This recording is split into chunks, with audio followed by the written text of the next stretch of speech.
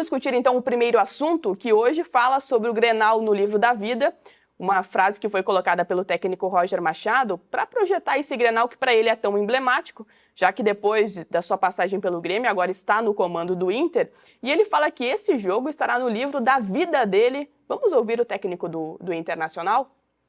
Tá com a cabeça muito fresca, porque essa é um momento que todo profissional sonha, né?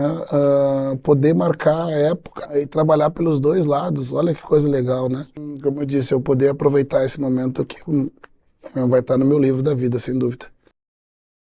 E Vaguinha, já te pergunto, para todos na verdade, né? Esse jogo ele pode ter esse combustível a mais para o técnico Roger Machado? Eu acho que o Grenal sempre vai ter...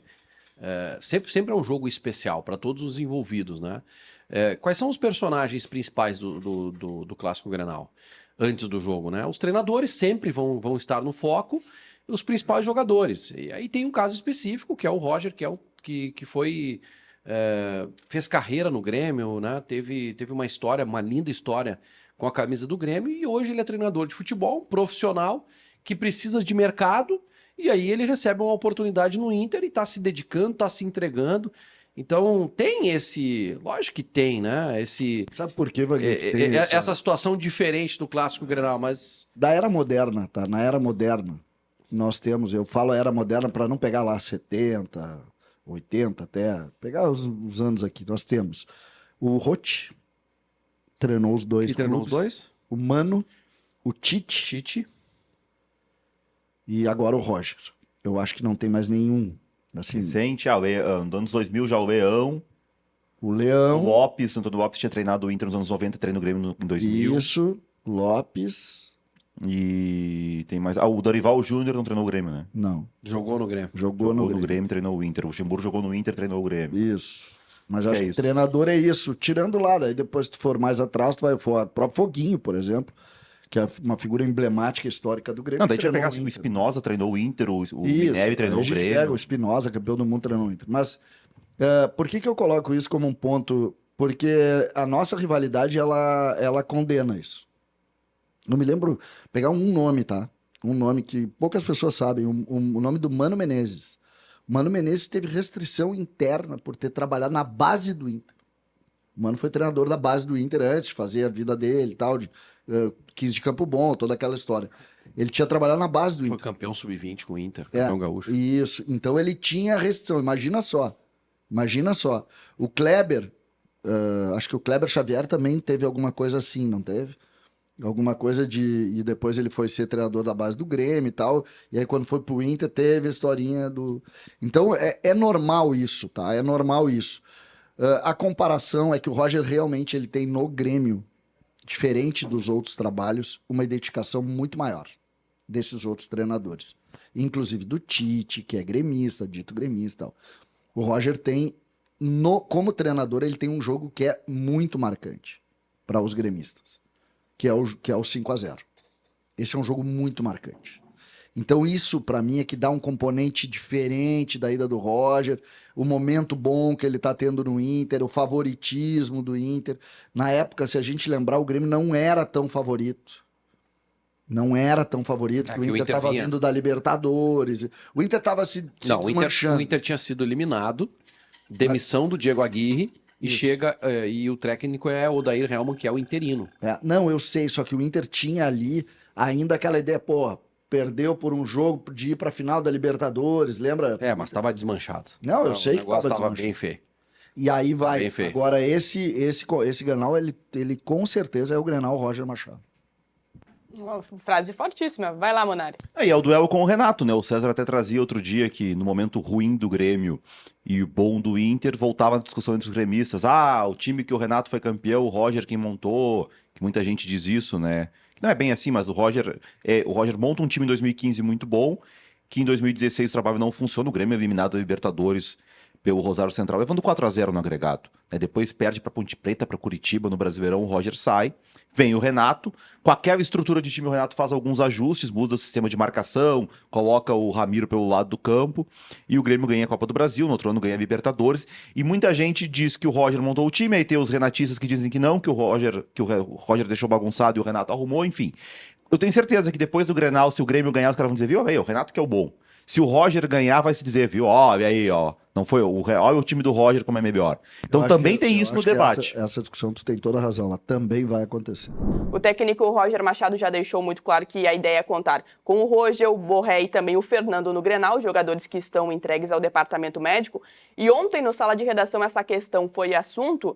E o Maurício Saraiva e também o Guerrinha falaram sobre o fato de o Inter talvez ir a campo nesse jogo no Grenal com 3 atletas que estão voltando de lesões, né? Não estão praticamente 100%. Vamos ouvir essa frase aí, essa discussão entre o Maurício e o Saraiva. Na sequência, a gente volta aqui.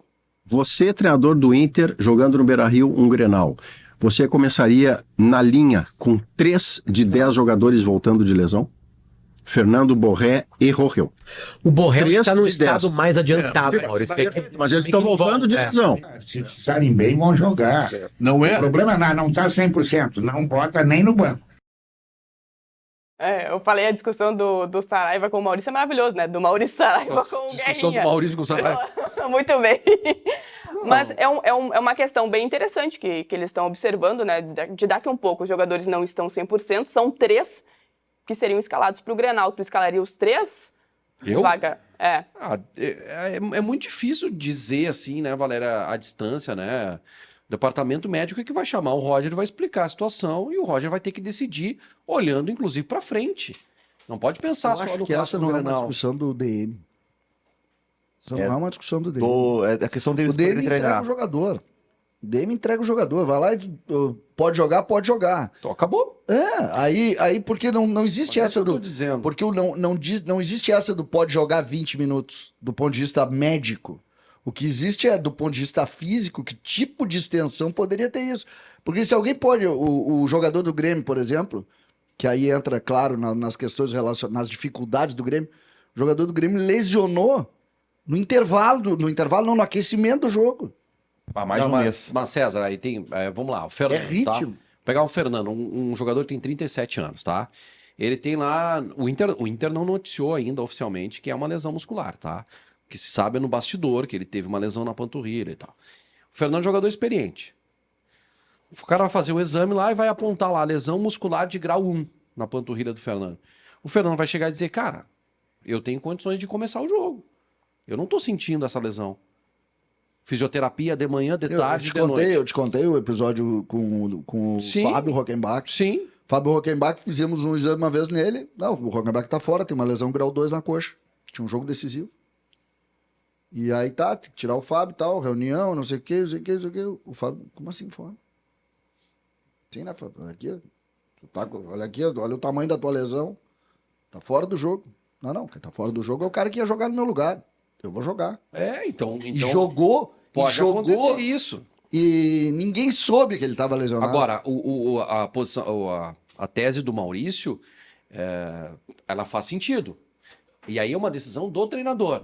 Tivemos a divulgação dos áudios do VAR da partida entre Corinthians e Inter e teve a análise do impedimento do Yuri Alberto e também do pênalti que foi marcado em relação ao toque no braço do Thiago Maia. Mas não teve a falta do Kaká no Valência. Não teve esse áudio divulgado. Então, alô CBF, hein? Cadê esse áudio? Não, mas o áudio, pelo que eu sei, a CBF divulga áudios que tem participação do VAR, né? Exato. Então não teve Então participação não teve do nem VAR. participação do O que VAR. aconteceu? O árbitro está a 2 metros de distância, ele viu o cara ser operado, não deu o cartão, e o cara que tem lá 2 telas de 65 polegadas na frente dele, achou que não era para mexer na decisão de campo. Então não tem áudio. O cara ficou simplesmente... Não tem como publicar áudio, o cara ficou em silêncio. Que é um absurdo, né? Esse é o Absurdo, ele ficou em silêncio. Esse é o ponto, né? Porque o VAR, ele não chamou para rever o lance. O que o Vaguinha fala, o VAR concordou com o árbitro. O que o VAR... Mas o VAR concorda com o árbitro no seguinte. Tu viu que a entrada foi acima do tornozelo do cara, foi na canela? Aí o árbitro pode dizer assim, eu vi, mas não teve a intensidade de vermelho. Aí o VAR concorda. Ou o VAR não sequer falou isso. O Inter, eu acho que se o Inter solicitar, a CBF passa pro Inter esse momento. Porque todo lance... O Inter fez a reclamação ou iria fazer, né? Foi colocado Porque isso todo depois. lance tem a conversa com o VAR. O VAR fala com o árbitro o tempo inteiro. A questão que eu gostaria de saber desse lance é exatamente isso. Se em algum momento o VAR chegou a falar, ó, tem alguma coisa, e aí o árbitro reforçou a decisão dele e o VAR aceitou, ou se o VAR sequer falou. Pra mim era lance que o VAR tinha que chamar. Do jeito que o VAR brasileiro deveria chamar.